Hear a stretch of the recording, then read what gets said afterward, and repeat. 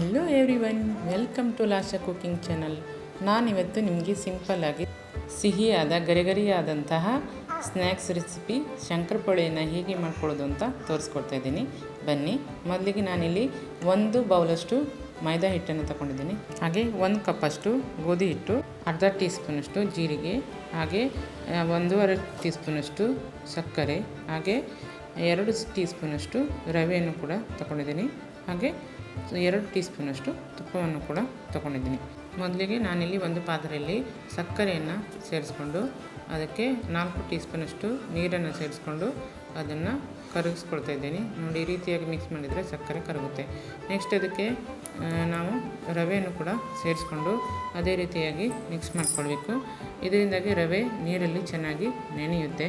ಈ ರವೆಯನ್ನು ಯಾಕೆ ಸೇರಿಸ್ಕೊಳ್ಬೇಕಂತಂದರೆ ಶಂಕರಪೊಳೆ ತುಂಬಾ ಕ್ರಿಸ್ಪಿಯಾಗಿ ಬರುತ್ತೆ. ನೆಕ್ಸ್ಟ್ ಇದಕ್ಕೆ ಜೀರಿಗೆಯನ್ನು ಕೂಡ ಸೇರಿಸ್ಕೊಳ್ತಾ ಇದ್ದೀನಿ. ಇದು ನಾವು ಮೈದಾ ಸೇರಿಸ್ತೀವಲ್ಲ, ಅದು ಡೈಜೆಷನ್ ಚೆನ್ನಾಗಾಗಲಿ ಅಂತ ಜೀರಿಗೆಯನ್ನು ಕೂಡ ಸೇರಿಸ್ಕೊಳ್ತಾ ಇದ್ದೀನಿ. ಹಾಗೆ ನೆಕ್ಸ್ಟಲ್ಲಿ ನಾನು ಮೈದಾವನ್ನು ಕೂಡ ಸೇರಿಸ್ಕೊಳ್ತಿದ್ದೀನಿ. ಈ ರೀತಿ ಮೈದಾವನ್ನು ಸೇರಿಸಾದ ನಂತರ ನೆಕ್ಸ್ಟ್ ನಾನು ಅದಕ್ಕೆ 1 ಟೀ ಸ್ಪೂನಷ್ಟು ತುಪ್ಪವನ್ನು ಕೂಡ ಸೇರಿಸ್ಕೊಂಡಿದ್ದೀನಿ. ಹಾಗೆ ಅದಕ್ಕೆ ತುಪ್ಪವನ್ನು ಕೂಡ ಸೇರಿಸಾದ ನಂತರ ನಾನು ಅದನ್ನು ಗಟ್ಟಿಯಾಗಿ ಹಾಗೆ ಚೆನ್ನಾಗಿ ಮಿಕ್ಸ್ ಮಾಡ್ಕೊಳ್ತೀನಿ. ನೆಕ್ಸ್ಟ್ ಅದಕ್ಕೆ 1 ಕಪ್ಪಷ್ಟು ನೀರನ್ನು ಸೇರಿಸಿ ಈ ರೀತಿಯಾಗಿ ಚಿಮುಕಿಸಿ ನಾನು ಸ್ವಲ್ಪನೇ ನೀರನ್ನು ಸೇರಿಸ್ಕೊಳ್ತಾ ಅದನ್ನು ಕಲಿಸ್ಕೊಳ್ತಿದ್ದೀನಿ. ನೋಡಿ, ಈ ರೀತಿಯಾಗಿ ಸ್ವಲ್ಪ ಗಟ್ಟಿಯಾಗಿ ಅದನ್ನು ನಾವು ಕಲಿಸ್ಕೊಳ್ಬೇಕು. ನೆಕ್ಸ್ಟ್ ಅದನ್ನು ನಾನು ಕಿಚನ್ ಕಟ್ಟೆ ಮೇಲೆ ಹಾಕಿಬಿಟ್ಟು ಗಟ್ಟಿಯಾಗಿ ನಾನು ಅದನ್ನು ನಾದ್ಕೊಳ್ತಾ ಇದ್ದೀನಿ. ಮೆತ್ತಗಾಗಬೇಕು, ಆ ರೀತಿಯಾಗಿ ಸಾಫ್ಟಾಗಿ ಬರಬೇಕು ಹಿಟ್ಟು.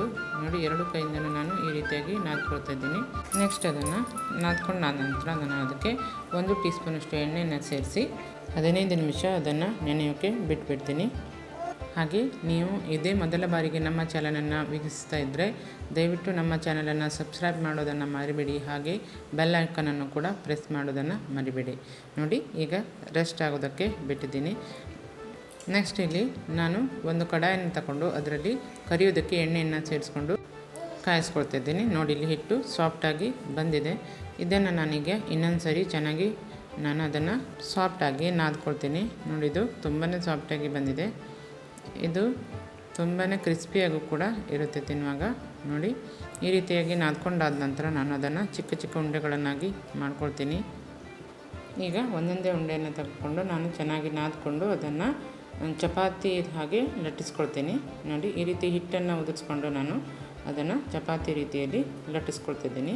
ಎಷ್ಟು ತೆಳ್ಳಗಾಗುತ್ತೋ ಅಷ್ಟು ತೆಳ್ಳಗೆ ನೀವು ಲಟ್ಟಿಸ್ಕೊಂಡ್ರೆ ಅದು ಗರಿಗರಿಯಾಗಿ ತುಂಬಾ ಕ್ರಿಸ್ಪಿಯಾಗಿ ತಿನ್ನೋದಕ್ಕೂ ಕೂಡ ತುಂಬಾ ಚೆನ್ನಾಗಿರುತ್ತೆ. ನೋಡಿ, ಈ ರೀತಿಯಾಗಿ ಲಟ್ಟಿಸ್ಕೊಂಡಾದ ನಂತರ ನಾನು ಕಟ್ಟಿಂಗ್ ಸ್ಪೂನಿಂದ ಈ ರೀತಿಯಾಗಿ ಕಟ್ ಮಾಡ್ಕೊಳ್ತಾ ಇದ್ದೀನಿ. ನಿಮ್ಮ ಹತ್ರ ಈ ಸ್ಪೂನ್ ಇಲ್ಲ ಅಂತಂದರೆ ನೀವು ಚಾಕುದಲ್ಲೂ ಕೂಡ ಕಟ್ ಮಾಡ್ಕೊಳ್ಬೋದು. ನೋಡಿ, ಎಲ್ಲವನ್ನು ಕೂಡ ನಾನು ಡೈಮಂಡ್ ಆಕೃತಿಯಲ್ಲಿ ಅದನ್ನು ಕಟ್ ಮಾಡ್ಕೊಂಡಿದ್ದೀನಿ. ಅದನ್ನು ನಾನೀಗ ಒಂದು ಪ್ಲೇಟಿಗೆ ತೆಗೆದಿಟ್ಬಿಟ್ಟು ಎಣ್ಣೆಯಲ್ಲಿ ಕರಿತೀನಿ. ನೋಡಿ, ಈ ರೀತಿಯಾಗಿ ಎಣ್ಣೆ ಕೂಡ ಇಲ್ಲಿ ಕಾದಿದೆ. ಅದನ್ನು ನಾನೀಗ ಶಂಕರಪೊಳೆಯನ್ನು ರೆಡಿ ಮಾಡ್ಕೊಂಡಿದ್ದೀನಲ್ವ, ಅದನ್ನು ನಾನೀಗ ಎಣ್ಣೆ ಬಂಡಿಯಲ್ಲಿ ಬಿಡ್ತಾಯಿದ್ದೀನಿ. ನೋಡಿ, ಈ ರೀತಿಯಲ್ಲಿ ಬಿಟ್ಟಾದ ನಂತರ ಅದು ಎಷ್ಟು ಚೆನ್ನಾಗಿ ಉಬ್ಕೊಂಡು ಬರ್ತಾಯಿದೆ ಅಲ್ವಾ. ನೋಡಿ, ಅದನ್ನು ಒಮ್ಮೆ ನಾನು ಚೆನ್ನಾಗಿ ಮಿಕ್ಸ್ ಮಾಡ್ತಾ 2 ಸೈಡಲ್ಲೂ ಕೂಡ ಚೆನ್ನಾಗಿ ಅದನ್ನು ಕುಕ್ ಮಾಡ್ಕೊಳ್ತೀನಿ. ನೋಡಿ, ಈಗ ರೆಡಿಯಾಗಿದೆ. ಇದನ್ನು ನಾನು ಪೇಪರ್ ಹಾಕಿದ ಒಂದು ಪ್ಲೇಟಲ್ಲಿ ಅದನ್ನು ತೆಗೆದಿಡ್ತಿದ್ದೀನಿ. ಈ ರೀತಿ ಪೇಪರ್ ಮೇಲೆ ಅದನ್ನು ಹರಡ್ಕೊಳ್ಳೋದ್ರಿಂದ ಏನಾದರೂ ಶಂಕರಪೊಳೆಯಲ್ಲಿ ಎಣ್ಣೆ ಅಂಶ ಇದ್ದರೆ ಅದು ಪೇಪರ್ ಹೀರ್ಕೊಳ್ಳುತ್ತೆ. ನೆಕ್ಸ್ಟ್ ನೋಡಿ, ಎಲ್ಲವನ್ನು ಕೂಡ ಈ ರೀತಿಯಾಗಿ ಎಣ್ಣೆ ಎಲ್ಲ ಕರೆದು ತೆಗೆದಿಟ್ಕೊಳ್ತೀನಿ. ನೋಡಿದ್ರಲ್ವ, ಎಷ್ಟು ಸೂಪರ್ ಆದಂಥ ಸಿಹಿ ಶಂಕರಪೊಳೆ ರೆಸಿಪಿ ರೆಡಿ ಆಯಿತು ಅಲ್ವಾ. ನೀವು ಕೂಡ ಮನೇಲೊಮ್ಮೆ ಟ್ರೈ ಮಾಡಿ ಅಂತ ಹೇಳ್ತಾ, ಇದು ದೊಡ್ಡವರು ಚಿಕ್ಕವರು ಅಂತ ಯಾರು ಬೇಕಿದ್ರೂ ಕೂಡ ಚಹಾ ಕಾಫಿ ಜೊತೆಗೆ, ಹಾಗೆ ಮಕ್ಕಳು ಕೂಡ ತುಂಬಾ ಇಷ್ಟಪಟ್ಟು ತಿಂತಾರೆ. ಹಾಗೆ ಈ ವಿಡಿಯೋ ಇಷ್ಟವಾದಲ್ಲಿ ನಿಮ್ಮ ಫ್ರೆಂಡ್ಸ್ ಆ್ಯಂಡ್ ಫ್ಯಾಮಿಲಿಗೆ ಶೇರ್ ಮಾಡಿ.